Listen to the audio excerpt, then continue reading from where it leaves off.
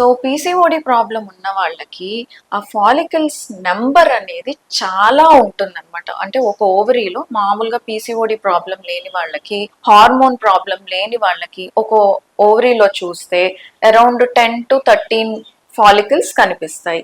కానీ అదే PCOD problem ఉన్న వాళ్ళకి, అంటే హార్మోనల్ ఇంబ్యాలెన్స్ ఉన్న వాళ్ళకి, ఆ 10 to 13కి బదులుగా more than 19 or 20 block areas లాగా, బుడగల్లాగా కనపడుతూ ఉంటాయి అనమాట.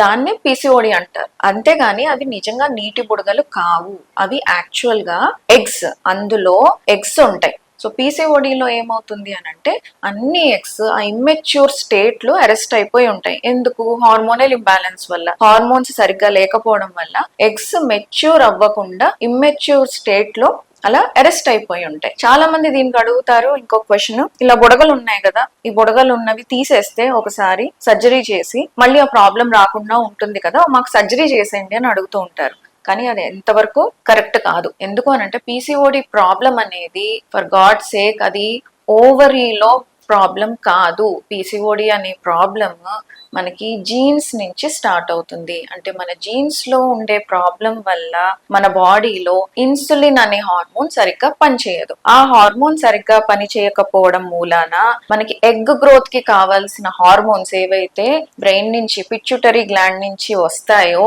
అవి సరిగ్గా రావు. దానివల్ల ఎగ్స్ మెచ్యూర్ అవ్వడం, ఓవులేషన్ అవ్వడం జరగక అలా ఇమ్మెచ్యూర్ స్టేట్ లో అరెస్ట్ అయిపోయి ఉంటాయి. మనకి స్కానింగ్ లో అలా కనపడుతుంది.